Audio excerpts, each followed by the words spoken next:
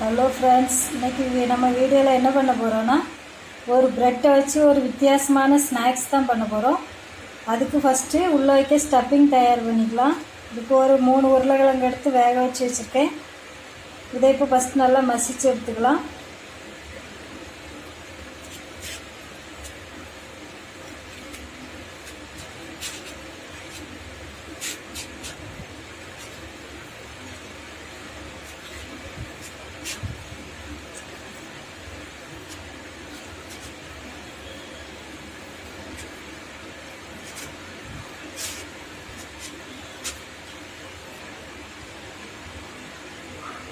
மசித்த உருளைக்கிழங்கு கூட இப்போ நம்ம மசாலா சேர்த்துக்கலாம். கொஞ்சமாக மஞ்சள் தூள், 1/4 டீஸ்பூன் அளவுக்கு மஞ்சள் தூள் சேர்த்துக்கோங்க.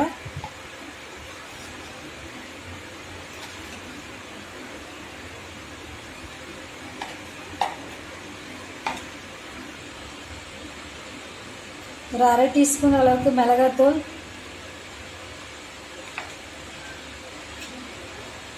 கொஞ்சமாக கரம் மசாலா, 1/2 டீஸ்பூன் அளவுக்கு கரம் மசாலா,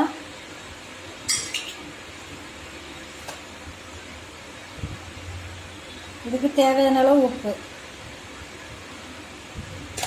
இது எல்லாத்தையும் சேர்த்து இப்போ நல்லா மிக்ஸ் பண்ணிக்கலாம்.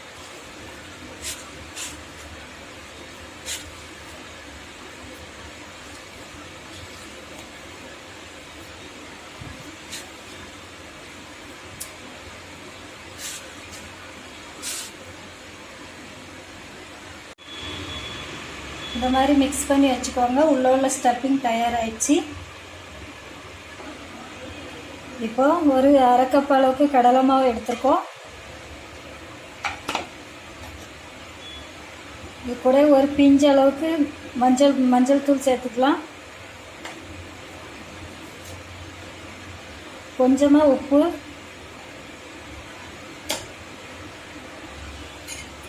இதை ஒரு டைம் நல்லா கலந்து விட்டுக்கோங்க. இப்போ கொஞ்சம் கொஞ்சமாக தண்ணி சேர்த்து நல்லா மிக்ஸ் பண்ணிக்கலாம்.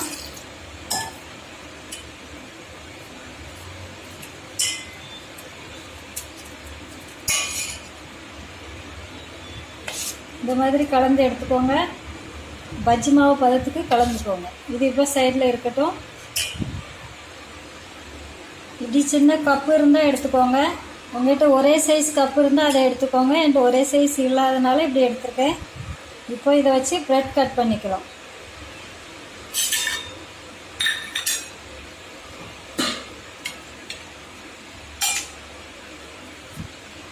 அந்தந்த கப்புக்கு தகுந்தாப்புல ப்ரெட்டை கட் பண்ணிக்கோங்க.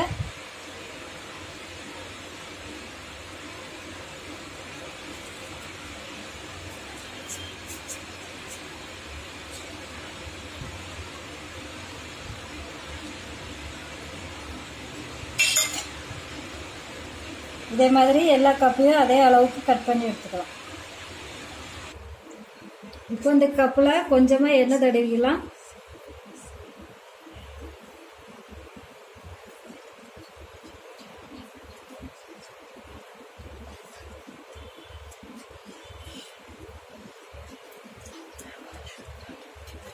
எண்ணெய் தடவிட்டு நம்ம இந்த கப் அளவுக்கு கட் பண்ண ப்ரெட்டை இது உள்ளே வச்சுக்கலாம்.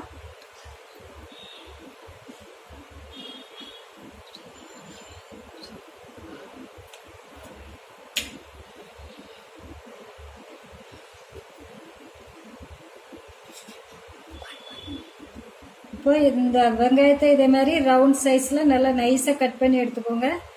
அதையும் இதுக்கு உள்ளே வச்சுக்கிடுவோம்.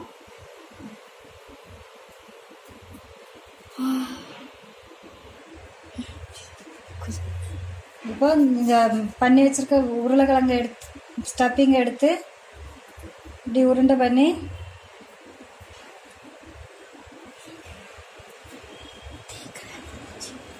இப்படி தட்டி இதையும் இது உள்ளே வச்சிடலாம். இதே மாதிரி எல்லாத்தையும் ரெடி பண்ணிக்கிடுவோம். ப்ரெட் வச்சு இந்த வெங்காயத்தை இப்படி வச்சு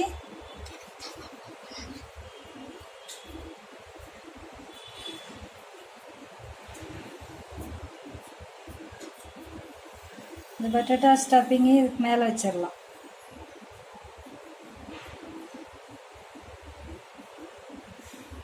இப்போ இது எல்லாத்துலேயும் இப்படி ஒரு ஸ்டஃபிங் வச்சாச்சு.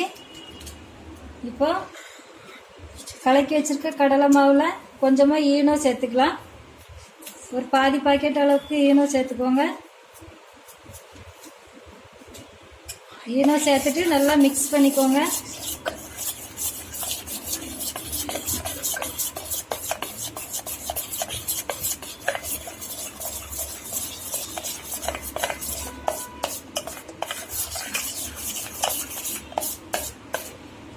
மிக்ஸ் பண்ணிவிட்டு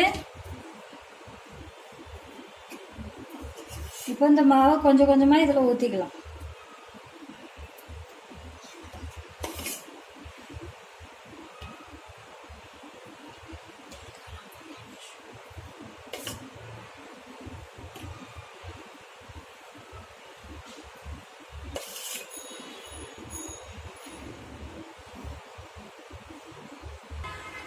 பாருங்க, இது எல்லாத்துலேயும் மாவெல்லாம் ஊற்றி வச்சாச்சு.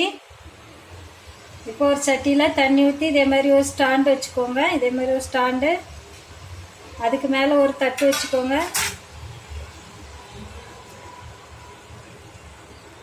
தட்டு வச்சுட்டு இது எல்லாத்தையும் ஒன்று ஒன்றா எடுத்து இதில் வச்சிடலாம்.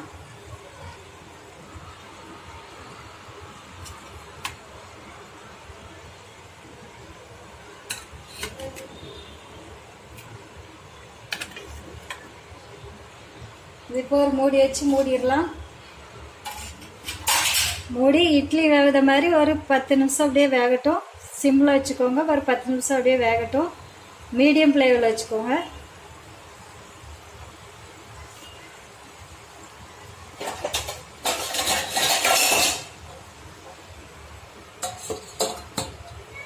இப்போ இது வெந்து வரட்டும், அதுக்கப்புறமா பார்க்கலாம்.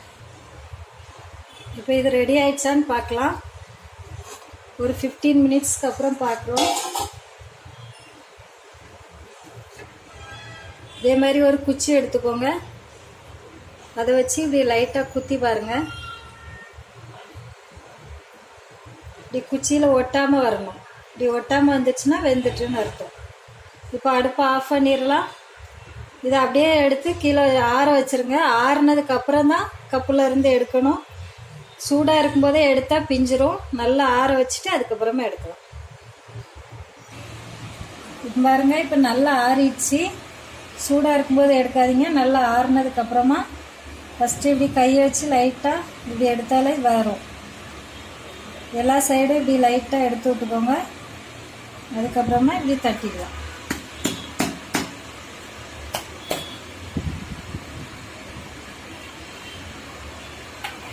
பாருங்க, இவ்வளோ அழகாக வந்திருக்குன்னு.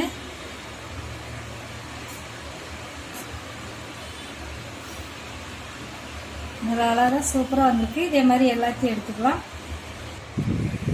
இப்போ இதையும் இந்த மாதிரி 4 பக்கமும் லைட்டாக இப்படி எடுத்து விட்டுக்கோங்க. எடுத்து விட்டு இப்படி பண்ணுங்க, அழகாக வந்துடும். பாருங்கள், இவ்வளோ அழகாக வந்திருக்குன்னு. இதே மாதிரி மீதி இருக்கிறதையும் எடுத்துக்கலாம். இப்போ எல்லாத்தையும் வெளியே எடுத்தாச்சு. இப்போ நான் ஒரு இதை கட் பண்ணி காமிக்கிறேன்.